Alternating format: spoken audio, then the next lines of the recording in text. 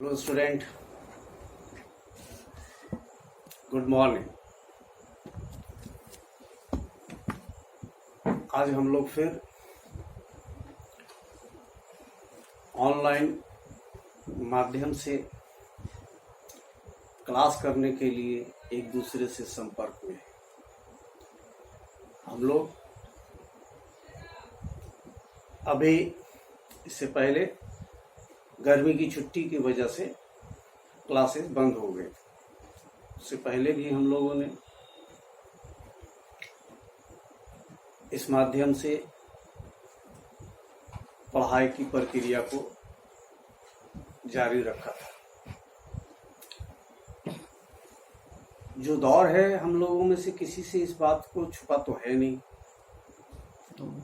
कोविड-19 की वजह से बहुत सारी गतिविधियां, खास करके शिक्षण संस्थानें तो पूरी तरह से लगभग बंद है।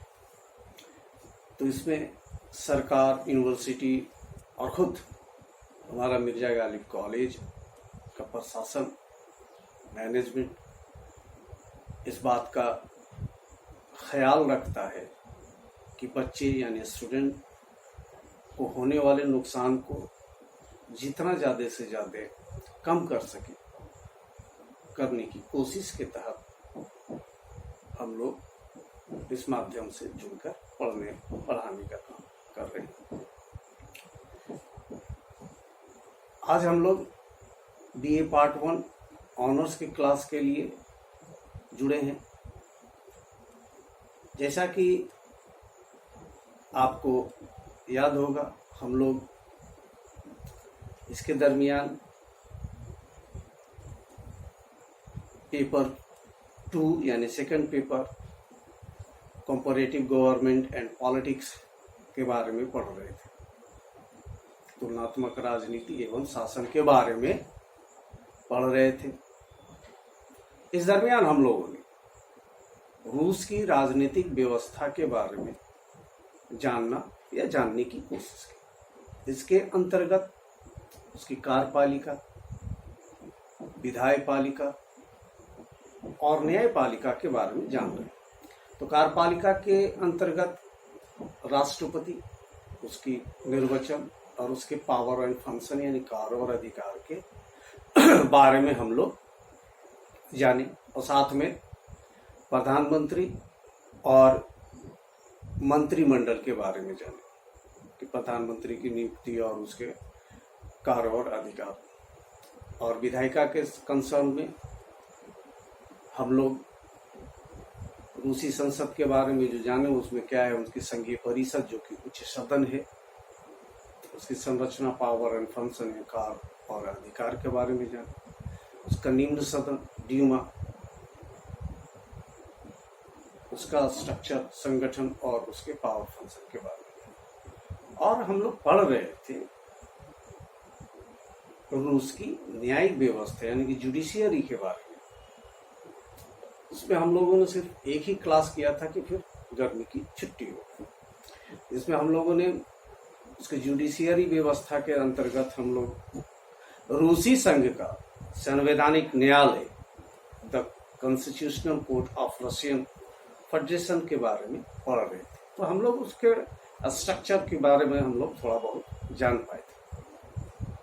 कहा जाता है ऐसे कि 1993 की रूसी प्रावधानों के द्वारा, कानून के द्वारा रूस में संघीय कानून के माध्यम से क्या बोलते हैं, 3 प्रकार की न्यायालयों की स्थापना करते हैं। इसमें पहला है रूसी संघ का संवैधानिक न्यायालय, दूसरा रूसी संघ का उच्चतम न्यायालय और तीसरा है रूसी संघ का मध्यस्थ उच्च न्यायालय। ये तीनों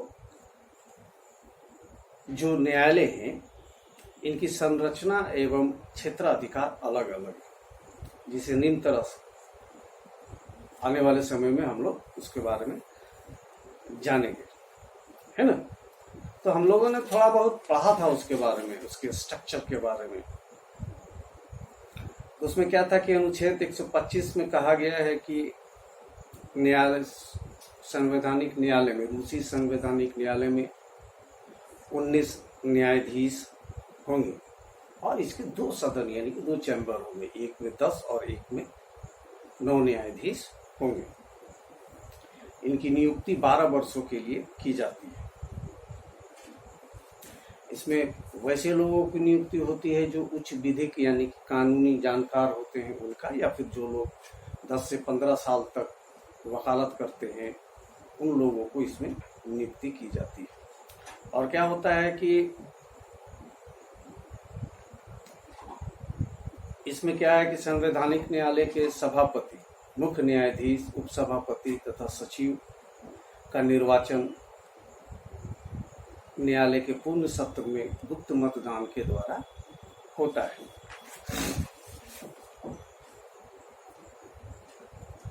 इसी तरह से क्या था कि उसका जो कार्य प्रणाली है यानी कि फंक्शन जो है वो खुले और गुप्त रूप दोनों में आयोजित किए जाते हैं। तो ये तो उसका स्ट्रक्चर के बारे में। अब हम लोग करते क्या है कि बात रही संवैधानिक न्यायालय का, तो उसकी क्षेत्राधिकार के बारे में जो हम लोग अगली क्लास में नहीं पढ़े थे, आज उस क्लास उसको पूरा करते हैं, उसके क्षेत्राधिकार के बारे में। संविधान के अनुच्छेद 125 में संवैधानिक न्यायालय के क्षेत्राधिकार के बारे में उल्लेख किया गया है, जो इस प्रकार है।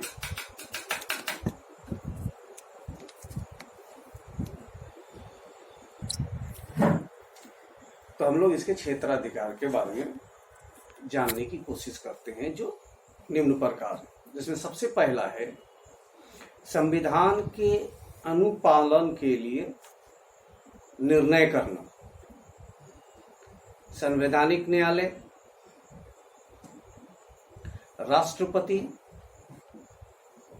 संघीय परिषद, ड्यूमा, सरकार, उच्चतम न्यायालय, मध्यस्थ न्यायालय का उच्चतम न्यायालय इकाइयों के कार्यपालिका एवं विधायिका आदि की आग्रह पर निम्न मुद्दों पर संविधान के अनुपालन में विचार करता है। कहने का मतलब ये है कि संविधान के अनुपालन के लिए निर्णय करना, यानी कि कहने का मतलब ये है कि संवैधानिक जो न्यायालय है वो क्या करता है, तमाम तरह के वहाँ की जो राजनीतिक गतिविधि व्यवस्था है उसके अंदर राष्ट्रपति, संघीय परिषद, इन सब तमाम लोगों को इकाइयों, कार्यपालिका, विधायिका के आग्रह पर संविधान के अनुपालन यानी कि संविधान की जो प्रावधान है, नियम है, उसको किस तरह से पालन किया जाए, उसका कौन सा तौर तरीका हो, इसके बारे में निर्णय करने का अधिकार वहाँ की संवैधानिक न्यायालय को है। उसी के संदर्भ में कहता है कि अनुपालन के लिए निर्णय करना कि किस तरह से वो किया जाए। जैसे उसमें क्या है, इन सब चीजों पर अब उसको का, खा, गा या 1, 2, 3 करके देखेंगे कि किन किन चीजों पर वो उस तरह का काम करवाता है।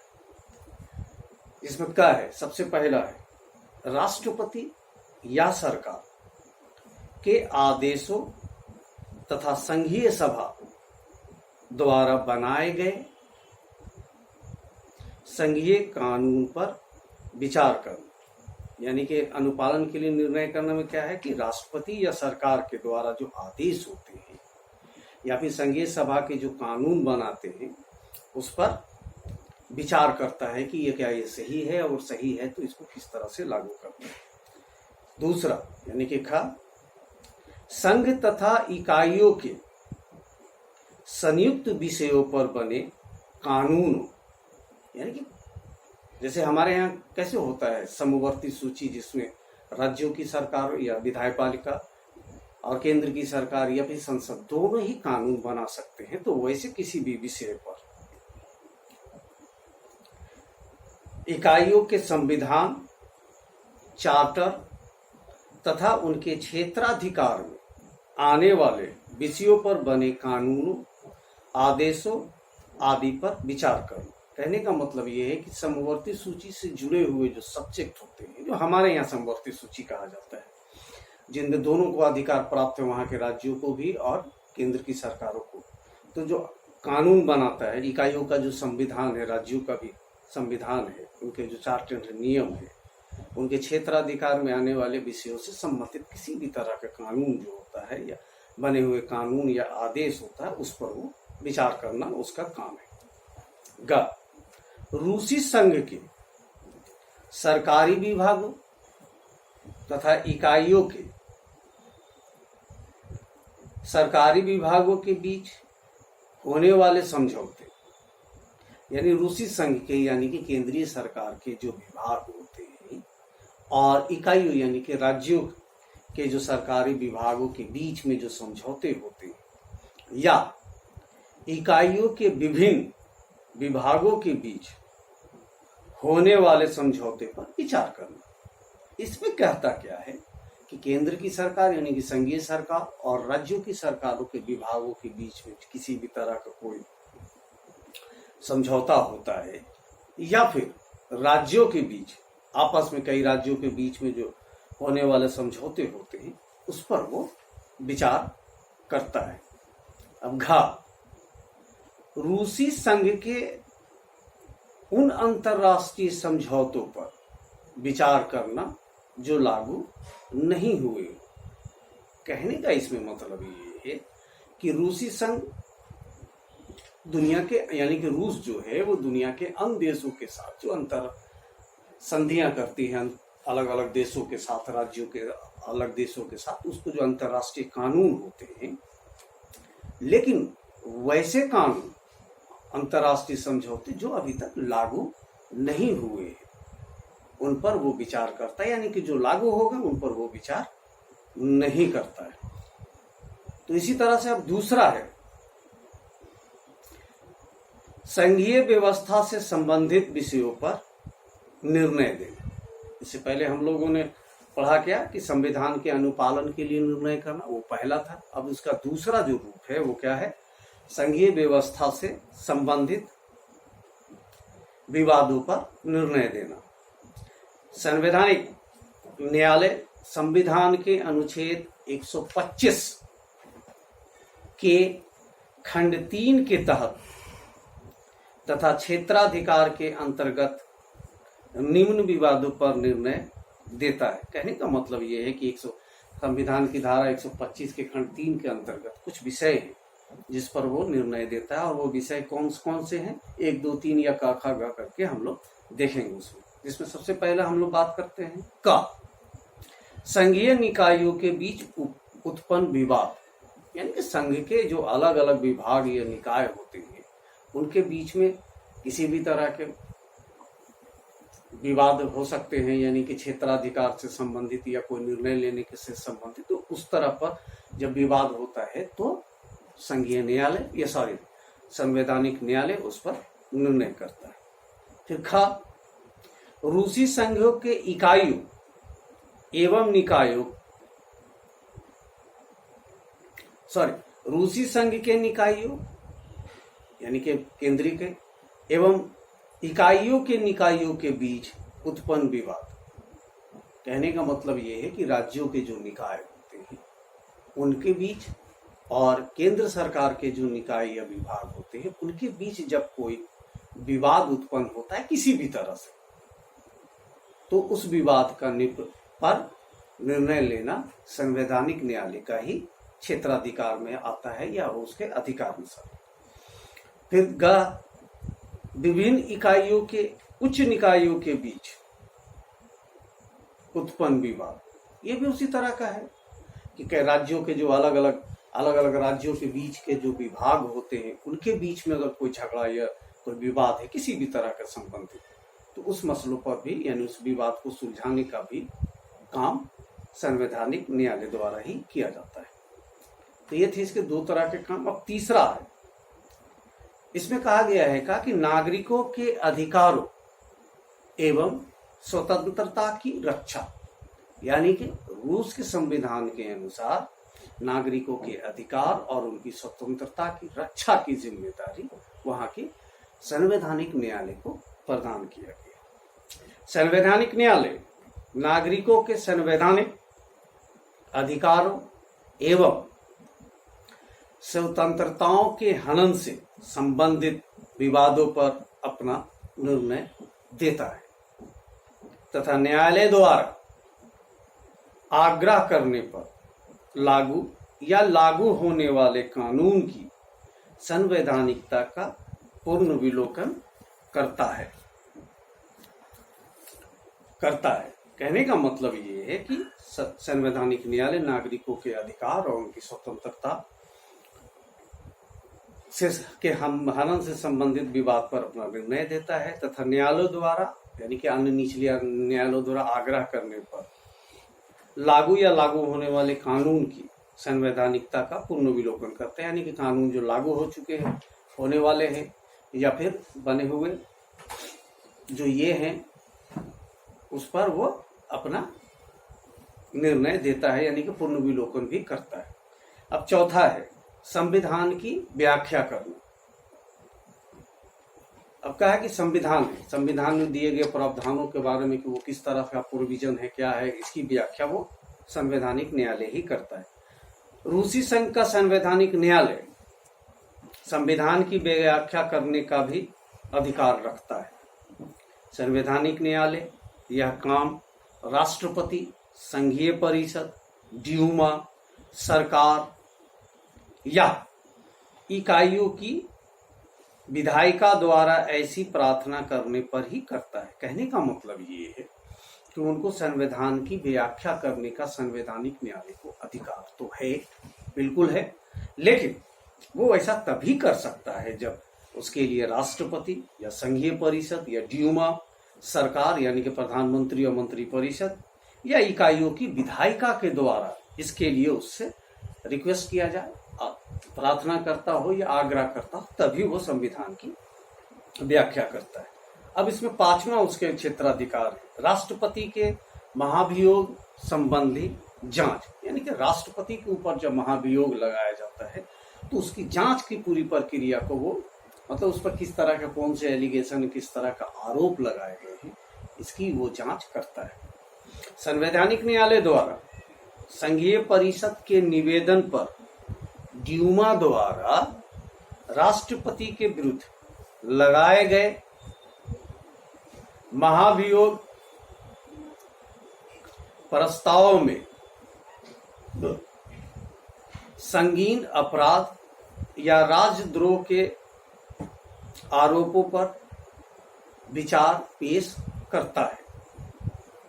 कहने का मतलब है कि राष्ट्रपति के ऊपर जो आरोप लगाए जाते हैं महाभियोग की प्रक्रिया के द्वारा, उस पर अपना वो राय देता है कि वे स्थापित प्रक्रिया के अंदर राजद्रोह या संगीन अपराध की श्रेणी में आते हैं या नहीं आते। यानी कि राष्ट्रपति पर महाभियोग लगाने के दरमियान जो आरोप लगाए जाते हैं उसकी वो जांच करता है कि क्या वो स्थापित प्रक्रिया के अंतर्गत राजद्रोह या संगीन अपराध की श्रेणी में आते हैं या नहीं।